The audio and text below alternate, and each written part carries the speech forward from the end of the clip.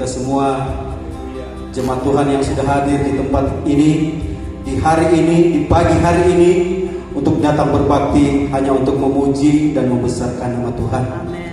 Puji Tuhan, kami berterima kasih banyak dan selamat datang kepada Sekretaris Wilayah Bapak Pendeta Ishak Binanggal STH yang hari ini akan berbagi berkat firman Tuhan dengan jemaat yang ada di GPD Marsaron hari ini. Oleh karena itu, mari kita fokuskan hati dan pikiran kita di pagi hari ini hanya untuk beribadah kepada Tuhan, memuji dan mengagungkan nama Tuhan. Kita akan buka ibadah kita di pagi hari ini. Kita angkat itu goyang berkata, Bapa, Engkau baik. Haleluya. Bapa, Engkau baik.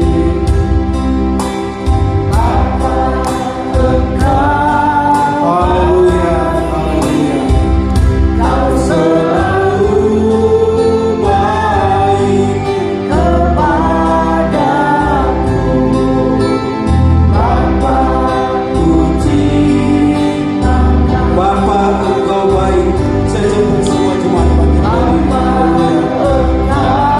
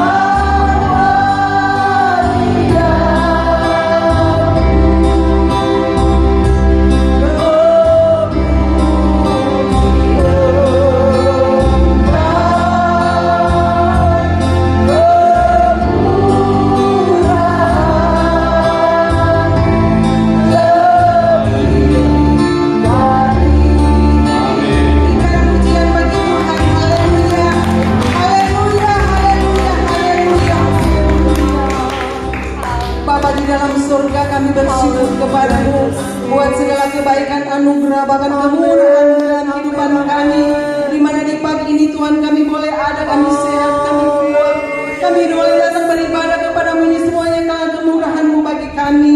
Bapa di dalam surga, inilah kehidupan kami. Kami rindu akan puji-Mu, muliakan akan nama Tuhan. Inilah Tuhan kami taruh dalam tangan-Mu akan acara ibadah dari awal pertengahan hingga sampai tamatnya pada saat ini Tuhan. Biar Engkau yang beracara bagi kami saat ini. Bapa di surga, bagi jemaat yang rindu beribadah saat ini, kami berdoa buat langkah mereka tibangan di rumah kami dengan selamat sejahtera Tuhan. Mereka bersama-sama dengan kami untuk memuji memuliakan nama-Mu. Terima kasih Bapa di surga, acara ini kami taruh dalam tangan-Mu yang penuh kuasa. Biar Engkau yang mengambil alih akan cara ibadah kami pada saat ini. Amin, amin. Terus dalam tangan-Mu Bapa di surga. Kami semua biar kami dalam urapan Roh Kudus. Terima kasih Tuhan, kami akan mengalaskan ibadah saat ini di dalam nama Tuhan Yesus. Haleluya, puji Tuhan. Amin.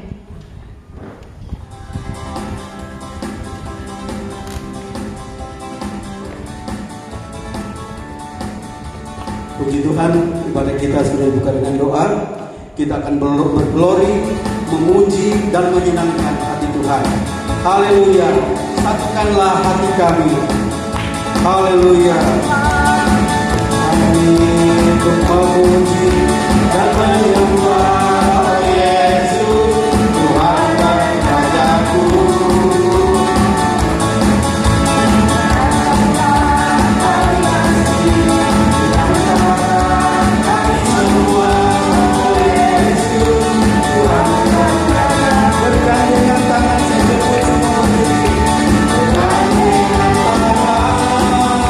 Dalam satu kasih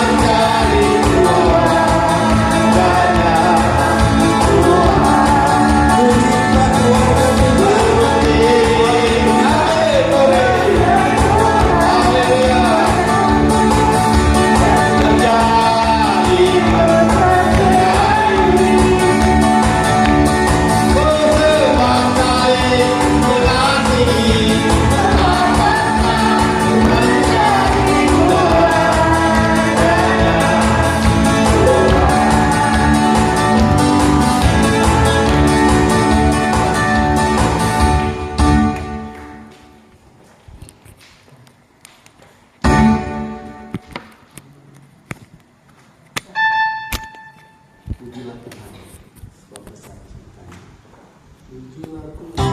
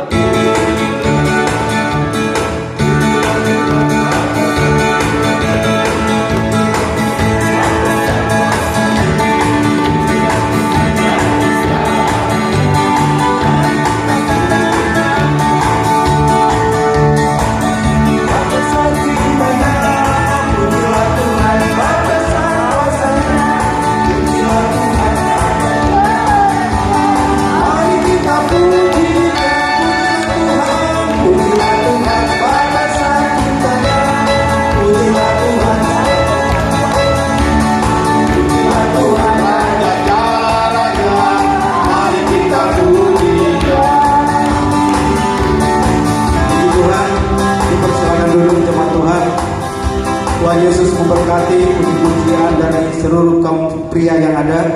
Pujilah Tuhan sebab besar cintanya, pujilah Tuhan sebab besar kuasanya. Sebagai orang yang percaya, senantiasa selalu bersyukur kepada Tuhan, karena kebaikan Tuhan kita tidak dapat balas dengan apapun. Selain tubuh, jiwa, dan roh kita serahkan sepenuhnya kepada Tuhan, hanya untuk hormat dan kemuliaan nama Tuhan. Puji Tuhan, Tuhan Yesus memberkati puji-pujian tadi.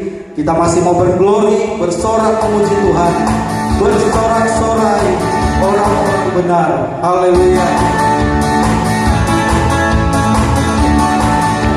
Orang-orang benar, orang-orang benar, yang dalam Tuhan. Orang-orang benar, yang dalam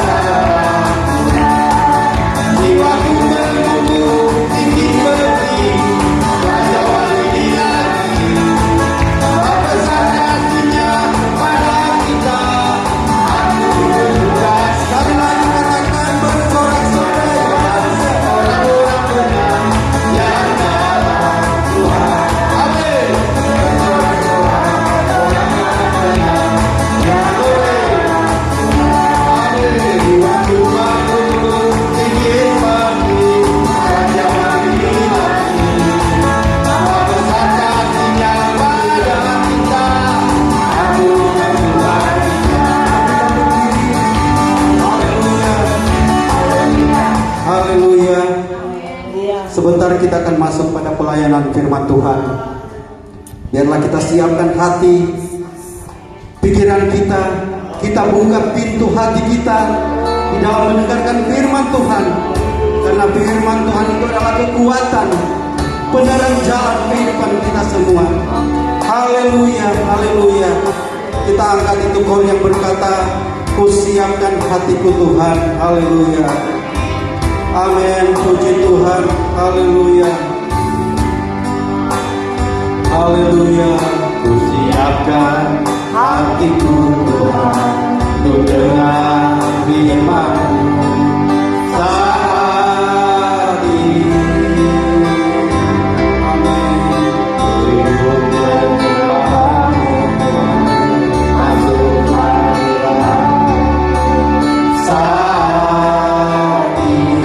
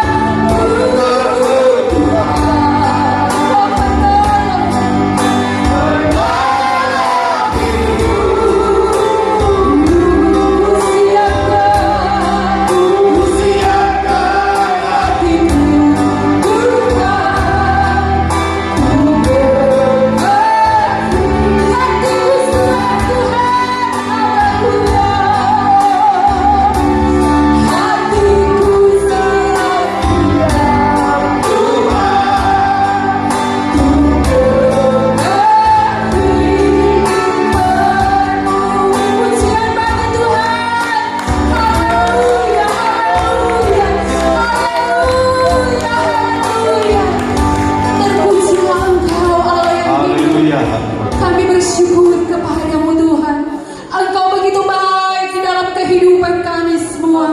Bukti nyata Bapa, kalau kami boleh ada di pagi yang indah ini, kami sama-sama berada di dalam kealamu. Kami sudah memuji, memuliakan, mengagungkan Engkau.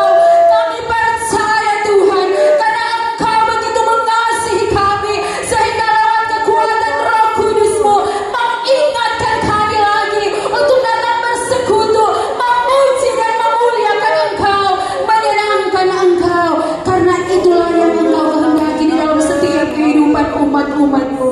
Terima kasih Bapa di surga. Kami percaya lewat pujian dan penyembahan kami ada sesuatu yang Tuhan luar biasa kami boleh nikmati di dalam Engkau. Ketika kami dalam pergumulan ada satu kekuatan yang baru. Ketika kami sakit Tuhan, ketika kami memuji Engkau, ada kesembuhan yang luar biasa yang boleh kami nikmati, rasakan, alami saat ini. Terima kasih dari saat ini Bapa di surga. Rindulah setiap pribadi kami mendengar kebenaran firman-Mu. Kami percaya Bapa, firman-Mu adalah kekuatan, firman-Mu penolong dan penerang di dalam setiap kehidupan kami. Berbicara lewat hamba-Mu, sampaikan, ungkapkan setiap isi hati-Mu, biar supaya Tuhan lewat kebenaran firman-Mu yang akan kami dengar sebentar, kami memperoleh satu kekuatan yang baru lewat kekuatan kuasa Roh Kudus. Dan kami datang kepadamu Bapa, ampuni kami Tuhan. Terlalu banyak hal juga kami lakukan di dalam kehidupan kami yang Tuhan kami akui seringkali mengecewakan hati sesama, terlebih mengecewakan hati-Mu Tuhan. Kami mau berdamai dengan Engkau. Biar kekudusan yang daripada-Mu menguduskan setiap pribadi kami, agar kami benar-benar berkenan di hadapan-Mu saat ini. Urapan yang baru juga Engkau beri bagi hamba-Mu, mengurapi secara khusus Tuhan hamba-Mu, agar supaya Tuhan dia dapat menyingkapkan rahasia kebenaran firman-Mu di saat ini. Dan kami percaya juga setiap kuasa kegelapan yang mau mengganggu jalannya pemberitaan firman-Mu di saat ini sudah dikalahkan, dihalaukan dari tempat ini di dalam nama Tuhan Yesus Kristus. Terpujilah Engkau Bapa. Dengan penuh syukur kami serahkan kehidupan dan kami sambut kebenaran firman-Mu di dalam nama Bapa, Putra dan Roh Kudus, yaitu di dalam nama Tuhan Yesus Kristus kami siap dengar firman-Mu. Haleluya, puji Tuhan. Amin.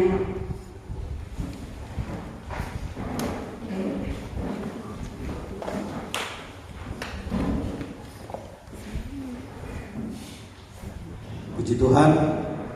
Selanjutnya kami serahkan kepada Bapak Gembala Ishak Binanggal STH yang akan melayani dengan firman Tuhan.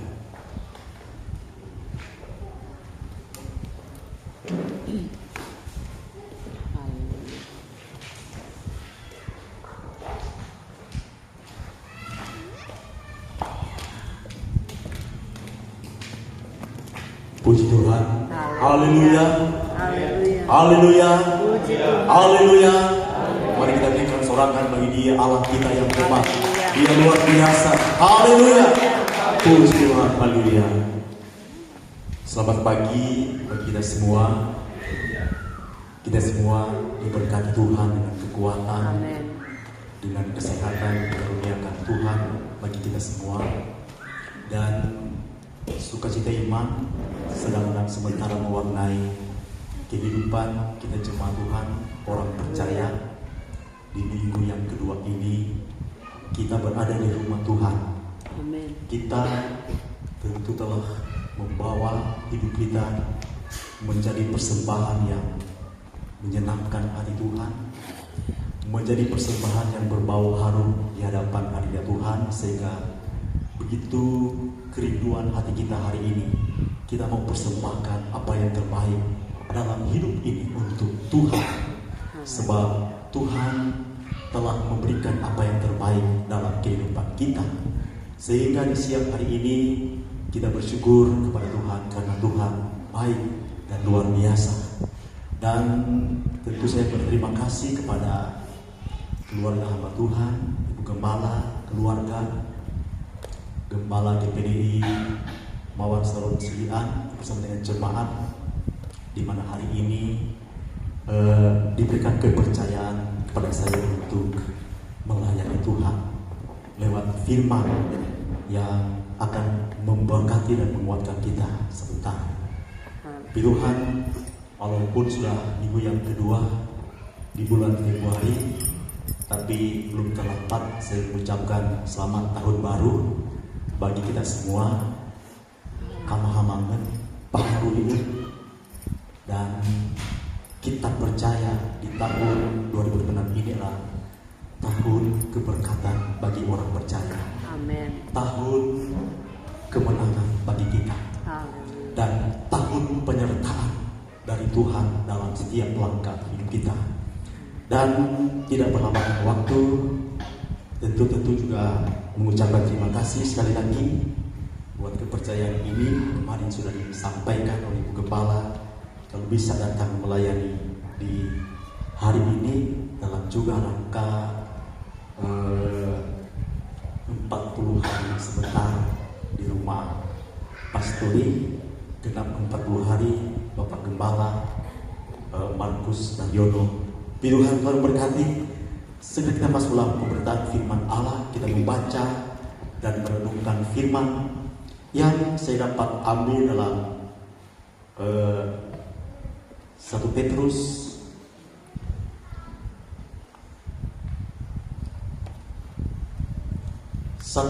pasalnya yang pertama. Kita membaca ayatnya yang ke-14. 1 Petrus pasal pertama atau surat Petrus yang pertama, ayatnya yang pasal 1 ayatnya yang ke-14. Kalau sudah kita dapat dan yang lain memperhatikan lain di sini, kita akan membaca secara bersama-sama supaya kita sama-sama aktif dalam pembacaan firman Allah ini. 1 Petrus atau surat Petrus yang pertama pasal 1 ayat 14. Kalau sudah kita dapat, kita membaca bersama-sama. 1, 2, 3. Hiduplah sebagai anak-anak yang taat, dan jangan turuti hawa nafsu yang menguasai kamu pada waktu kebodohanmu. Demikian firman Allah. Haleluya. Haleluya. Puji Tuhan. Jemaat Tuhan yang dikasihi dan diberkati oleh Tuhan, kita sudah melewati di tahun ini 1 bulan lebih, dan kita hidup dalam penyertaan Tuhan. Kita menikmati kasih anugerah berkat, baik itu berkat-berkat rohani, bahkan juga berkat-berkat jasmani. Haleluya. Dan kalau kita nikmati segala apa yang ada dalam hidup ini, saudara, ini dampak dari ketaatan kita terlebih kepada Tuhan. Dan dampak dari ketaatan itu hal yang luar biasa dalam hidup ini. Sehingga Rasul Petrus menyampaikan pesan-pesan kepada orang-orang pendatang, bahkan juga kepada orang-orang musyafir. Dan Alkitab berkata kepada orang-orang yang ada di Pontus, ada di Galatia, ada di Kapadokia, di Asia Kecil, termasuk juga saudara-saudara saya. Saudara saya adalah orang-orang musyafir di dunia ini, sedang masih dalam perjalanan di dunia yang fana. Karena kita tahu bahwa hidup kita ini ada tujuan. Tujuan adalah surga, itu pasti. Amin. Dan jika kita masih dalam perjalanan hidup, untuk kita mencapai tujuan itu, maka dalam pembacaan firman Allah ini, mari kita hidup, kata firman Allah, sebagai anak-anak yang taat, kata firman Allah. Menjadi anak-anak yang taat. Dan ketaatan ini atau taat ini, saudara, harus ada dalam hidup kita sebagai gereja Tuhan, sebagai orang percaya. Kenapa, saudara? Karena taat atau ketaatan itu, saudara, adalah buah roh yang harus ada pada gereja, yang harus ada pada saya, kepada saudara, itu harus dimiliki. Supaya apa? Supaya perjalanan hidup kita di dunia ini sampai kepada tujuan kita, yaitu surga, akan kita capai itu. Hiduplah sebagai anak-anak yang taat. Saudara, saya tahu bahwa jemaat GPDI Pawarsaron Silian adalah jemaat yang taat. Karena memang itu adalah doa hamba-hamba Tuhan. Doa gembala-gembala, tidak lepas juga doa dari almarhum Bapak Gembala yang sudah dipanggil, doa dari Ibu Gembala dan keluarga. Kami selalu berdoa, Tuhan, jadikan jemaat anak-anak Tuhan yang taat, memiliki karakter Kristus dalam hidup ini. Bahkan juga hamba-hamba Tuhan berdoa, Tuhan kirim jiwa-jiwa, tapi jiwa-jiwa yang taat. Kenapa, saudara? Karena taat itu identik dengan setia. Saya bisa katakan taat dan setia ini bagaikan dua kata kembar yang berbeda, tetapi makna atau tujuan adalah sama. Taat dan setia. Taat identik dengan setia.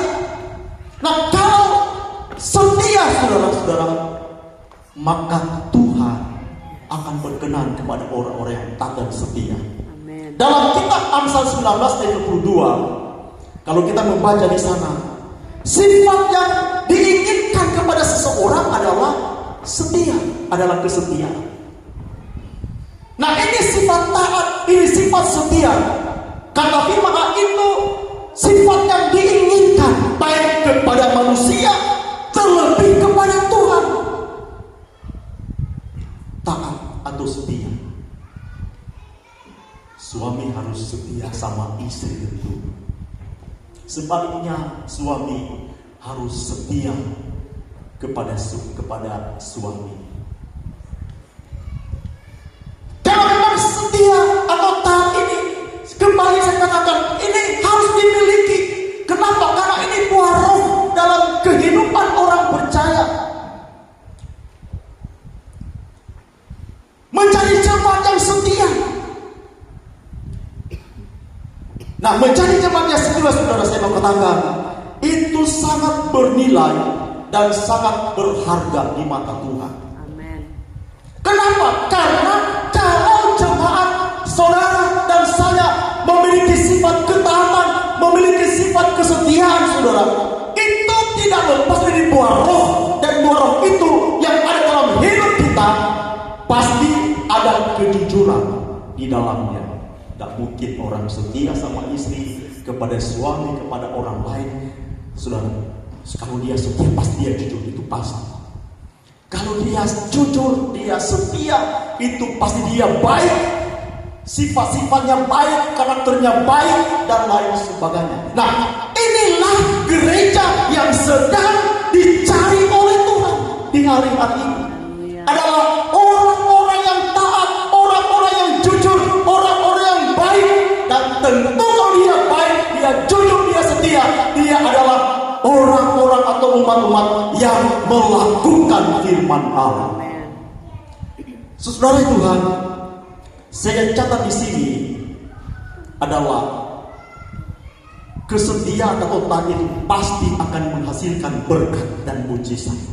Amen.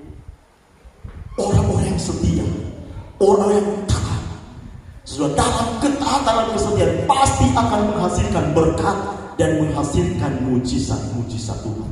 Haleluya. Nah, mari kita lihat contoh-contoh dalam Alkitab ini, dalam firman Allah ini. Orang-orang yang taat, orang-orang yang setia kepada Tuhan. Nah, dalam ketaatan mereka, dalam kesetiaan mereka kepada firman, kepada Tuhan, maka di sana sekalipun berat mereka akan lakukan, tetapi dalam ketaatan kesetiaan ini menghasilkan berkat dan menghasilkan mujizat yang luar biasa. Kita lihat dalam 1 Raja-Raja pasal 17 ayat 12 sampai dengan 16. Ini cerita ini sudah orang so tahu semua tentang Elia dan ibu janda di Sarfat. Kita lihat seorang ibu janda yang taat dan setia. Saya tahu jemaat so tahu ini cerita ini. Bagaimana Tuhan menyatakan berkat mujizat kepada seorang janda di Sarfat pada saat itu. Dan hasil kesetiaan itu menghasilkan berkat dan mujizat dalam penyertaan dan pertolongan Tuhan. Dalam 1 Raja dia pasal 17, mungkin lebih baik kita baca kan. Mulai membaca ayatnya yang ke-12.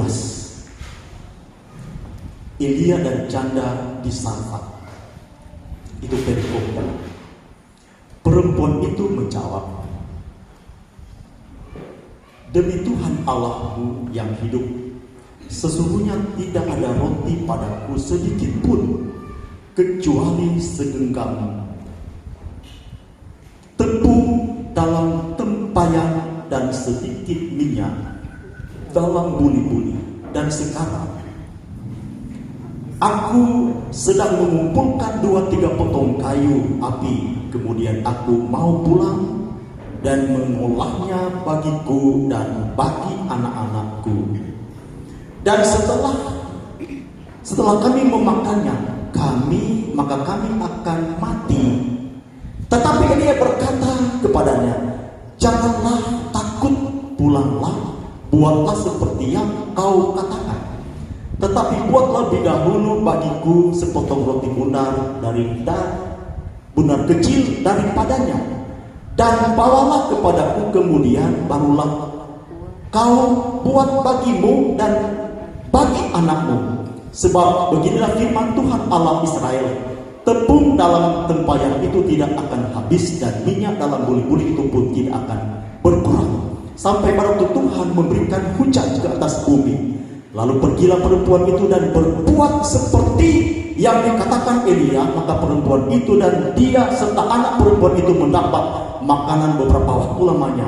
Tepung dalam tempayan itu tidak habis, dan minyak dalam buli-buli itu tidak berkurang, seperti firman Tuhan yang diucapkannya dengan perantaraan Elia.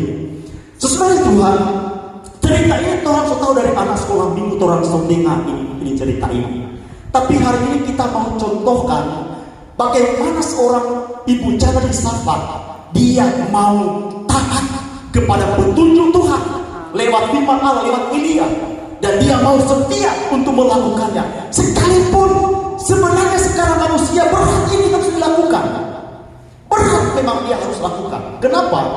Alkitab sudah membaca firman Allah bilang tadi, karena waktu Elia berjumpa dengan ibu janda di Sarfat, sedang dia memungut kayu api.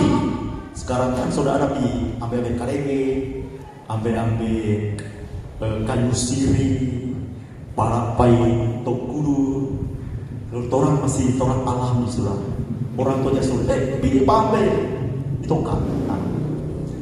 Ibu janda ini sudah sedang mengumpulkan kayu api. Nah, kalau ibu janda ini orang sinian, yang dia kumpul karebe, mungkin arapa dan lain sebagainya. Dia sementara kumpulkan itu, datang ke dia. Nah, di saat itu sedang dalam keadaan paceklik. Kenapa? Karena suasana keadaan situasi kondisi waktu itu luar biasa rumitnya. Sedang terjadi kemarau yang panjang 3,5 tahun. Terjadi kelaparan yang berat, yang luar biasa. Kalau si mau musim panas 3,5 tahun, saudara, aduh, sudah mobil apa kan? Pasti kelapa mati. Biar kelapa mungkin di pinggir kuala mau mati 3,5 tahun. Sedangkan cuma 6 bulan, aduh, kebakaran di seputar lagi. Dan kelapa pasti tidak ada buah. Keadaan yang sulit ketika ada perjumpaan dengan hamba Tuhan saat itu, pasti dia dalam keadaan lapar. Karena saat itu dia waktu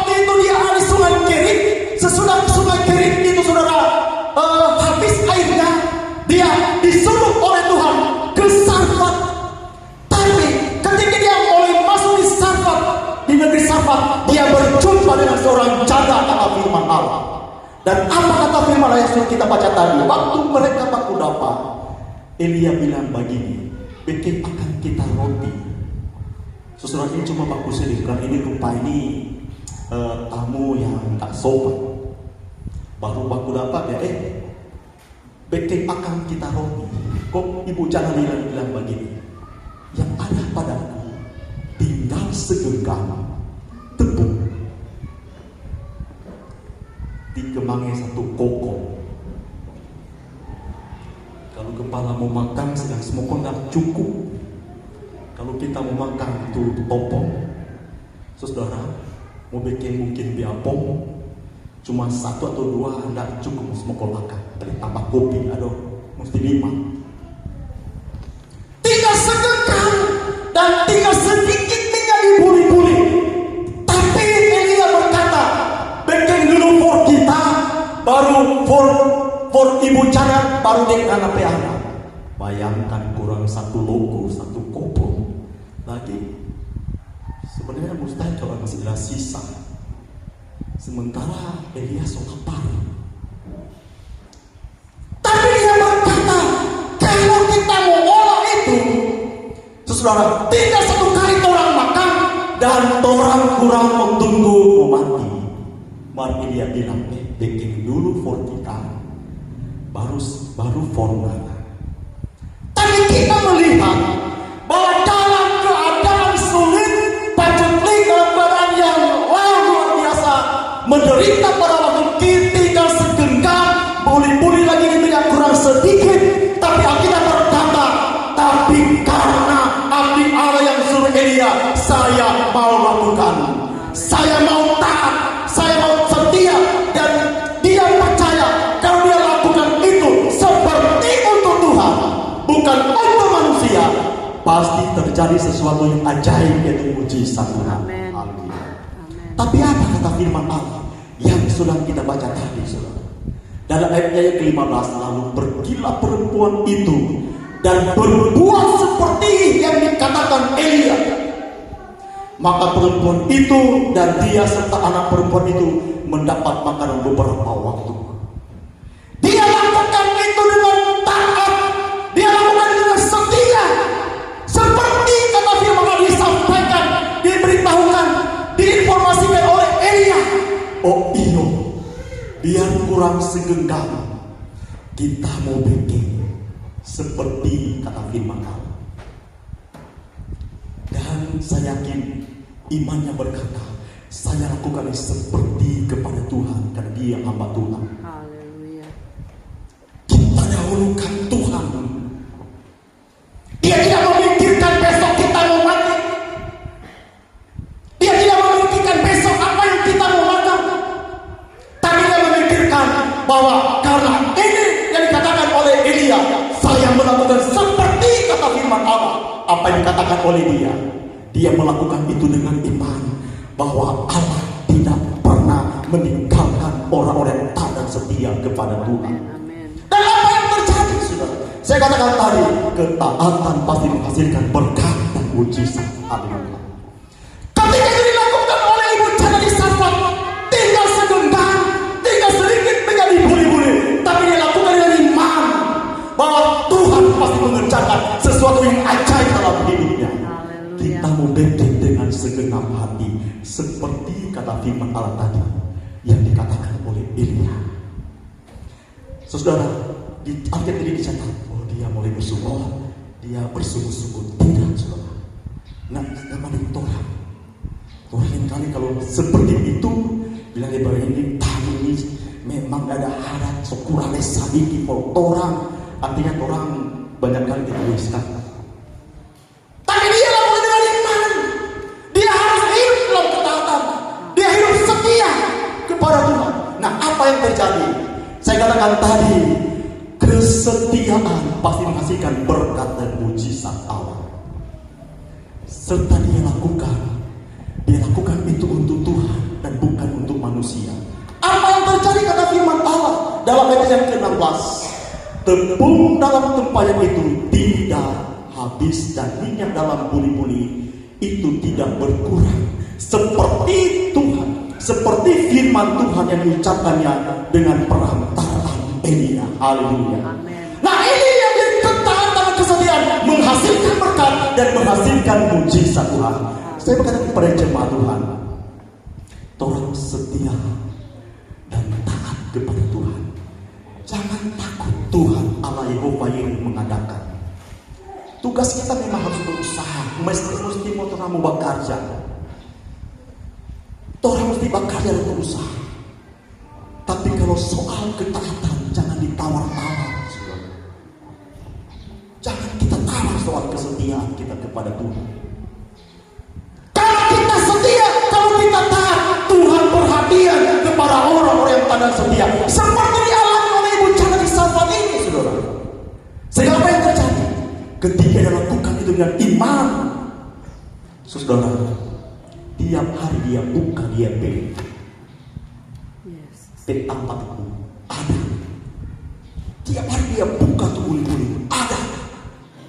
Tiap hari dia buka, ada terus, tidak pernah kehabisan. Itu hasil dari kesetiaan kepada Tuhan. Amin. Hasil ketaatan kepada Tuhan. Tiap pagi dia buka, wow, ada. Nggak pernah habis. Di tangan Tuhan mengalir mujizat dan berkat. Haleluya. Kalau orang ingat tentang cerita Yesus memberkati memberi makan 5.000 orang. Orang ceritakan dari anak sekolah minggu. Di tangan Tuhan tidak pernah kehabisan berkat dan mujizat. Tapi yang menjadi tugas kita adalah kita percaya, taat dan setia kepada Tuhan. Maka tidak pernah kehabisan berkat di tangan Tuhan. Waktu Tuhan kasih makan 5.000 orang, saudara, Tuhan bilang begini Pak murid-murid, ini kan cerita sekolah minggu. Waktu sore Tuhan bilang begini, kasih makan pada orang. Murid-murid lagi dalam keraguan. Dia bilang, Tuhan, guru, di sini tidak ada makanan. Seolah-olah menghindari masalah, lari dari persoalan. Maka Tuhan bilang, kasih makan pada orang. 5.000 orang. Alkitab bilang, cuma laki-laki. Karena waktu itu perempuan belum catat itu. Karena dengan adat istiadat, kebiasaan dan sebagainya, cuma laki-laki saja itu. Perempuan datang itu. Maka kalau melihat keadaan realita yang ada di sekitar kita, biasanya pertemuan itu paling banyak perempuan, itu paling banyak. Contoh ibadah, perempuan paling banyak, laki-laki cuma sedikit. Itu realita di jemaat orang 90 kakak begitu. Cuma setahu 70 itu laki-laki, mantu perempuan 200 lebih yang hadir. Cuma sedikit. Ibadah rayon juga begitu. Yang hadir laki-laki cuma 8, mantu perempuan 30 lebih. Semua pertemuan pasti perempuan lebih banyak. Padahal dia berkata 5.000 orang cuma terhitung, saudara, cuma laki-laki. Kalau menghitung semua kita yakin sampai 20.000 mungkin di anak-anak. Tapi Tuhan bilang kasih makan pada orang. Tapi murid-murid berkata tidak ada makanan. Tapi kata firman Allah, ketika pada waktu anak kecil membawa 5 roti dan 2 ikan. Yang saya maksud di sini, ketika itu 5 roti dan 2 ikan ditaruh di tangan Tuhan. Tuhan mengenal dan Tuhan memberkati. Apa yang terjadi?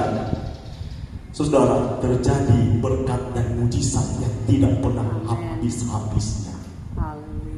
Di tangan Tuhan.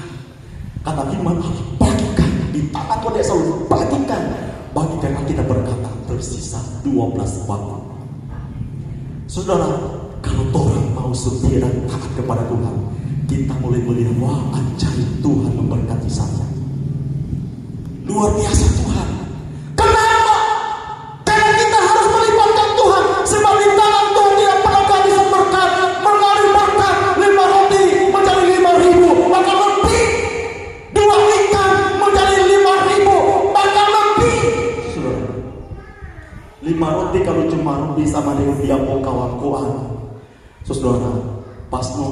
harus pukul akal tanpa kuping. Tapi yang kita berkata 5 roti bisa mengenyangkan 5.000 orang, hanya terhitung laki-laki. Kenapa? Karena di tangan Tuhan mengalir berkat itu karena ketaatan kepada Tuhan. Amin. Amin. Kalau Ibu Jaka di Safat mengalami mujizat dan berkat melimpah, dampak dari kesetiaan dan ketaatannya kepada perkataan Tuhan, saya yakin juga saudara dan saya akan mengalami seperti pengalaman Ibu di Safat. Tetapi mari orang jaga ini karakter Kristus, buah roh, ketaatan kita kepada Tuhan. Jangan orang melihat ke kiri ke kanan kesalahan, kekurangan orang lain, tapi kita bangun komitmen, saya mau taat setia kepada Tuhan. Yang kedua, contoh yang kedua, saudara, tentang Naaman disembuhkan. Ini lagi kan cerita anak sekolah minggu dalam 2 Raja-Raja pasal 5 ayat 10 sampai 14. Karena itu perlu sekali jemaat mendesak, perlu sekali kita gereja Tuhan harus setia sama Tuhan sampai kapan Tuhan menghendaki kita hidup dalam dunia ini. Mari kita miliki roh kesetiaan kepada Tuhan.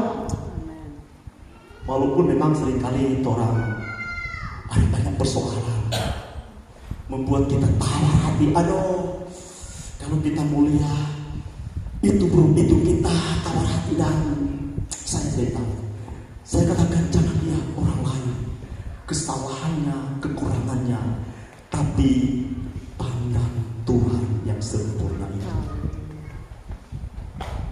Tentang Naaman dalam 2 Raja-Raja pasal 5. Saudara, kalau kita membaca ayat itu 2 Raja-Raja pasal 5 ayatnya yang ke-10 dan seterusnya, begini firman Allah bilang, Elisa menyuruh seorang suruhan kepadanya mengatakan, pergilah mandi 7 kali dalam sungai Yordan, maka tubuhmu akan pulih kembali, sehingga engkau menjadi tahir. Tetapi pergilah Naaman dengan gusar sambil berkata, aku sangka bahwa setidak-tidaknya ia datang keluar dan berdiri memanggil nama Tuhan Allahnya, lalu menggerak-gerakkan tangannya di atas tempat penyakit itu, dan dengan demikian menyembuhkan penyakit kustaku. Bukankah Abana dan Parpan, sungai-sungai yang ada di Damsyik, lebih baik daripada sungai di Israel? Bukankah aku dapat mandi di sana dan menjadi tahir? Kemudian berpalinglah ia dan pergi dengan panas hati. Tetapi pegawai-pegawai datang mendekat serta berkata kepadanya, Bapa, seandainya Nabi itu menyuruh perkara yang sukar kepadamu, bukankah Bapa akan melakukannya? Apalagi sekarang ia hanya berkata kepadamu, mandilah dan engkau akan menjadi tahir. Maka turunlah ia membenamkan dirinya 7 kali dalam sungai Yordan dengan perkataan abdi Allah itu. Lalu pulihlah tubuhnya kembali seperti tubuh seorang anak, dan ia menjadi tahir. Haleluya. Saudara, ini contoh orang yang taat. Sekalipun kalau orang menyimak pembacaan firman Allah tadi, Naaman sempat gusar hatinya, sempat kecewa. Dan cerita ini saudara, orang sudah tahu kan dari anak sekolah minggu, Naaman ini adalah seorang panglima Raja Aram. Dia seorang petinggi, tapi Tuhan izinkan dia mengalami sakit kusta. Dan puji Tuhan dengan banyak cara menolong orang, dan Tuhan tidak pernah kehilangan cara. Sebabnya orang mau setia, karena Tuhan tak pernah kehilangan cara. Tuhan tak pernah kehabisan cara, karena dia Allah yang luar biasa. Tuhan izinkan Naaman ini mengalami sakit kusta, dan di keluarga Naaman, Saudara, Tuhan kirim seorang anak dari Israel datang, saudara, menjadi pembantu rumah tangga. Ketika dilihat oleh anak kecil ini, dia katakan kepada ibu Naaman, kepada Naaman, dia bilang, Tuhan, kalau boleh pergi di Israel, di sana ada abdi Allah. Di sana ada abdi Allah, di sana ada Elisa. Dan ketika dia masih dengar, saudara, Naaman pergi. Dan ketika sampai kepada Elisa, saudara, tidak sampai masuk rumah, tapi Elisa cuma suruh, saudara, mungkin dia pengerja. Dia suruh orang suruhan, pengerja daripada Elisa, dengan pesan, bilang Pak Naaman pergi di Sungai Yordan, celupkan dia, mencelupkan dirinya 7 kali, maka dia akan tahu. Ketika informasi disampaikan oleh pembantunya, Elisa dan Naaman sempat kusar hatinya. Kalau Torah ikuti pembacaan tadi kata firman Allah, dia bilang, tak kira dia keluar kemari, kong dia jamak, dia tumpang tangan di kepala, kong dia goyang-goyang. Ini cuma dia datang bilang, mandi di Sungai Yordan, celupkan badanmu 7 kali begini, 7 kali. Mencelupkan tubuhnya. Unta lagi dia bilang, bahwa bukankah sungai yang ada di dalam sini ini bersih, sungai Patar, sungai Abana lebih bersih dari sungai Yordan, kotor sekali. Tapi kata firman Allah, pegawai datang, anak buah datang dalam ayat yang ke-13. Dia ke anak buah bilang begini, Tuhan. Tetapi pegawai-pegawainya datang mendekat serta berkata kepadanya, Bapak, seandainya Nabi itu menyuruh perkara yang sukar kepadamu, bukankah Bapak akan melakukannya? Apalagi sekarang hanya berkata kepadamu, mandilah dan engkau akan ditahdir. Dia benar-benar bilang bahwa bukankah walaupun perkara yang sukar, karena dia ingin sehat, ingin sembuh dari penyakit kusta, dia harus lakukan ini kan? Cuma mau suruh 7 kali mencelupkan badan di Sungai Yordan. Saudara, orang yang mengerti kehendak firman Allah, mengerti kehendak Tuhan, dia terus berbalik dan melakukan firman. Kita seringkali seperti itu, saudara. Kita seringkali mengerutu sama Tuhan.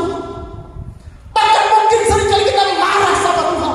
Tuhan, kita susah dia basapu di gereja, menopang ibu gembala, kok pada ini kita pesakin dan ujung timba, kita berusaha, aduh paling susah, kiapa ini. Kalau kita belajar kepada Naaman, akhirnya dia kembali mereview imannya. Oh Tuhan, so salah kote kita kan. Tapi puji Tuhan, diingatkan oleh teman sesama jemaat. Alkitab berkata Naaman diingatkan oleh bawahannya. Sudah. Dia sempat sadar, dia cepat berbalik kepada Tuhan. Dia mengkoreksi hidupnya. Oh betul, dia harus beriman, dia harus percaya. Kembali dia mau setia kepada Tuhan. Dia mau melakukan seperti apa yang dilakukan oleh Elisa. Saudara, kalau di antara kita mungkin ada seperti itu, masih ada waktu dan kesempatan. Mari kita berbalik kembali untuk mau setia kepada Tuhan. Kita bangun komitmen Tuhan, mulai hari ini saya mau taat. Kemarin dan seterusnya kita mulai menggerutu sama Tuhan, kita mulai marah kepada Tuhan, marah kepada hamba Tuhan, marah kepada pelayan, marah kepada jemaat-jemaat itu.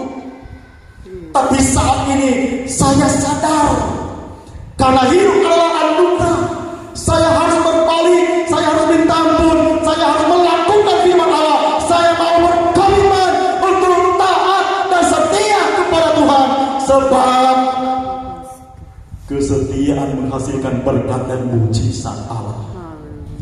Ketika ada orang itu mau taat dan setia, akhirnya berkata, dia mau pergi melakukan firman seperti yang dikatakan oleh Elisa.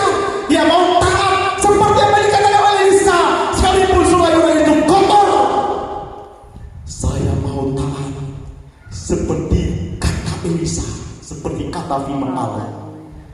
Ketika dia melakukan dengan setia, akhirnya berkata, dia menjadi tahir. Amin. Kesetiaan, ketaatan mendatangkan mujizat, menghasilkan mujizat. Mari jemaat setia terus. Memang banyak persoalan yang sudah akan kita alami.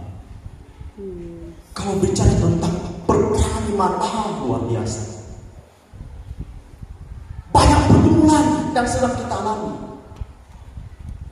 Tapi kalau kita orang taat, saudara, apapun persoalan pergumulan kita, mungkin itu sakit, mungkin itu ekonomi kita, usaha dan pekerjaan kita mau belajar untuk setia dan taat kepada Tuhan.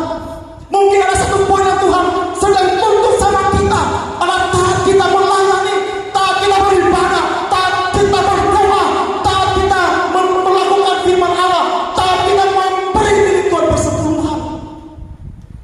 Seringkali orang setia ibadah, biston doa tidak kurang, bersosial tidak kurang, tapi mungkin orang lupa kembalikan apa yang Tuhan punya. Orang suka milik Tuhan, mari orang mungkin saudara selalu menjadi batu sandungan. Orang setia ibadah, setia berdoa, melayani, setia kasih milik Tuhan. Mari orang yang seringkali menjadi batu sandungan, menceritakan, aduh, tuh gembala itu dia patah marah. Saudara, ini yang menghalangi berkat dan mujizat. Tapi kalau kita hidup dalam ketenangan dan kesetiaan sama Tuhan, itu artinya kita hidup harus hidup baik, harus bernilai dan berharga kita harus di mata Tuhan. Kita harus punya kejujuran kepada sesama, kepada Tuhan terlebih. Jujur kasih perpuluhan dan lain sebagainya. Jujur melayani, jujur mengasihi Tuhan, jujur mengasihi sesama, jujur mengasihi saudara kita. Jangan orang bilang baku dapa muka domba, mar hati singa. Masih lebih bagus muka singa kok hati domba. Ada itu kalau baku dapa rupa dapat takut nomor dia berubah sekali. Masih lebih bagus kan muka singa daripada kok muka hati singa. Muka singa kok hati domba. Seru sekali itu itu kalau baku dapa.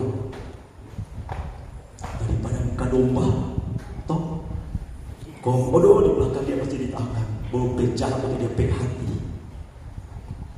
Itu menghalangi kuasa mujizat, menghalangi berkat-berkat Allah. Tapi kalau kita hidup dalam ketaatan setia kepada Tuhan, itu berarti kita memiliki karakter Kristus, buah-buah roh. Kita orang baik, kita orang jujur, kita orang yang melakukan firman Allah, maka kita alami berkat dan mujizat Tuhan. Haleluya. Banyak persoalan, banyak tantangan.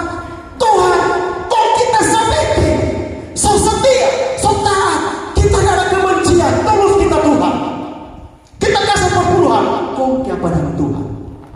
Saya mau katakan bahwa sabarlah untuk menanti berkat mujizat Tuhan. Karena waktu Tuhan pasti yang terbaik. Haleluya. Saya teringat dengan kisah seorang presiden. Rupa sotalan kan masih boleh. Ya. Kisah seorang presiden namanya Abraham Lincoln. Mungkin kalau bukan di Google, Abraham Lincoln ini dia presiden ke-16 Amerika Serikat. Ada pengalaman yang akan jadi inspirasi kita sebagai orang beriman. Abraham Lincoln ini, saudara, dia 10 kali gagal. 10 kali. Kalau orang baru 2 kali gagal, nanti lupa harapan Tuhan. Masih belajar juga Pak Abraham Lincoln. Kalau orang masih baru 5 kali gagal, jangan marah Pak Tuhan, jangan marah Pak siapa-siapa, tapi mengkoreksi diri dulu kita. Abraham Lincoln, presiden Amerika Serikat yang ke-16, 10 kali gagal, saudara. Tapi ke-11, jika waktu Tuhan yang terbaik. Haleluya. 10 kali gagal Abraham Lincoln. Dia banyak kali gagal. Masa remaja, masa pemuda, dia gagal dalam percintaan. Kalau pemuda remaja pertunangan gagal, aduh sakitnya di sini. Maka banyak kan pemuda remaja yang saat ini seperti ada banyak roh bunuh diri karena sakitnya di sini. Gagal. Abraham Lincoln mulai dari remaja, pemuda, mulai gagal percintaan, tahu dia ganteng atau enggak, sehingga dia tanya, "Cini mungkin tidak diterima," artinya gagal dia. Membangun usahanya sebagai petani, gagal. Petani Milo, gagal. Terus dia naik. Saudara, baca BPD gagal. Dulu kan BPD di desa Japili kan masyarakat Japili dulu. Saya tahun 2000 jadi anggota BPD pemilihan pertama di kami. Waktu itu baru 1 tahun kawin. Karena orang kawin tahun 99, tahun 2000 pemilihan BPD. Terpilih, bahkan jadi ketua. Ada bacaan BPD gagal. Mungkin talak lagi ada yang gagal, cuma talak lagi gagal. Seterusnya, saudara, bacaan kuntuan gagal. Ulu gagal, so gagal keempat, gagal kelima. Membangun ekonomi gagal, so ke-6. Semua kali gagal, so ke-7. Banyak gagal. Kalau Abraham Lincoln mungkin di daerah sini, so bunuh diri, so pemalu dia, bertaliman tapi muka. Akhirnya dia mencalonkan sebagai anggota DPR Kabupaten. Gagal. Anggota DPR Provinsi gagal. Dia maju terus. Anggota DPR Pusat gagal. Baca bupati gagal. Semua dia bikin gagal. Ada satu prinsip yang luar biasa yang dia pegang. Saya baca dalam backgroundnya, latar belakangnya. Ini prinsip ini sudah harus kita pegang. Dia berkata kepada Tuhan Yesus, tidak ada yang mustahil. Ini prinsip yang dia pegang. Ada satu koin Amerika dulu. Di koin itu ditulis, kalau tidak salah, we entrust apa itu, di masa Presiden Abraham Lincoln. Kepada Tuhan tidak ada yang mustahil. Susah dan gagal, dia berkata kepada Tuhan tidak ada mustahil. Saya tahu di balik setia ada mujizat. Masa 9 kali gagal. Bayangkan, saudara. Dia mencalonkan wakil presiden gagal 10 kali. Tapi ketika dia gagal 10 kali, dia terus berkata kepada Tuhan tak ada yang mustahil. Artinya dia tetap menjaga kesetiaan iman kepada Tuhan. Dia tetap yakin akan pertolongan Tuhan. Ini menjadi inspirasi bagi orang percaya. Kalau orang gagal, jangan kecewa. Kita yakin tidak mustahil bagi Tuhan. Alkitab berkata, cerita ini berkata, dia mencalonkan presiden. Bayangkan 10 kali kalah, wakil presiden tak jadi, sedang palang tak jadi.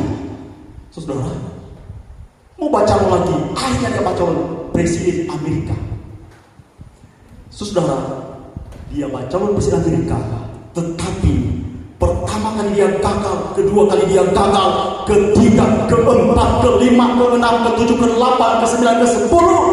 Ketika selalu dia gagal, dia tuh berkata, tidak ada mustahil bagi Tuhan. Amin. Nggak ada tak mungkin bagi Tuhan. Nggak ada yang tak mungkin bagi Tuhan. Banyak cara Tuhan menolong dan memberkati kita.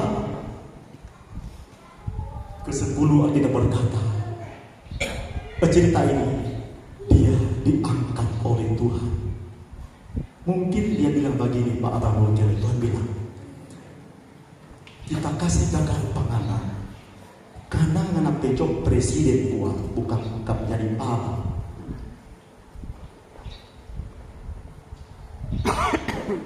Mungkin Tuhan bilang, Pak Abraham Lincoln, kita bermaksud dalam kesetiaan itu kita promosikan yang jadi presiden, bukan anggota senat, bukan anggota legislatif. Sebabnya kalau Tuhan gagal, jangan kecewa, setia terus pada Tuhan. Ada waktu Tuhan. Ke-11 dia berhasil, dia diangkat oleh Tuhan, dia dipromosikan oleh Tuhan. Dari buah kesetiaan, dari dampak ketaatan ini, Tuhan mengangkat dia. Karena waktu Tuhan, waktu yang terbaik.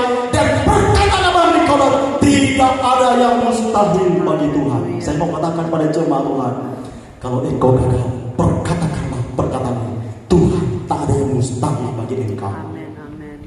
Tak ada yang gagal kepada Tuhan. Tuhan tak pernah mengecewakan kita. Tuhan tak pernah membuat kita gagal. Tapi yang membuat kita gagal adalah diri kita sendiri. Bukan karena Tuhan, tetapi inilah proses yang harus kita lewati. Kalau Tuhan gagal, jangan kecewa. Karena realita di jemaat-jemaat, saudara, sebagai pimpinan wilayah, realita di jemaat-jemaat gagal dalam usaha, dalam pekerjaan.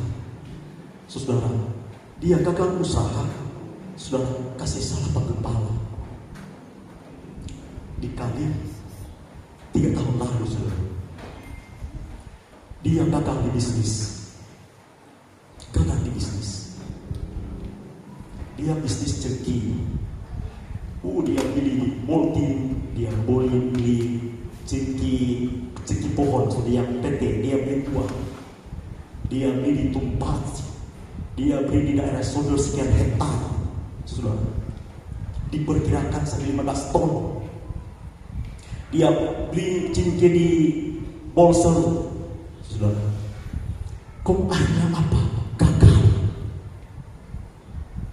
Bukan cuma kalian pokok, sudah. Tak tombok. Gagal. Waktu itu kan pembentukan ciki kan mulai bulan Juni, Juli, Agustus, September sampai Oktober, bahkan sampai Desember. Daerah Moro ini kan pakai ciki mulai Desember, Januari, Februari. Tapi di Boltim sampai dengan November. Akhirnya di Boltim gagal. Saya katakan tak tombok. Saudara, masuk Desember. Saudara, aduh, untung gembala so teruji. Mulai salahkan gembala. Sebenarnya, saudara, tidak ada hujan, tidak ada angin.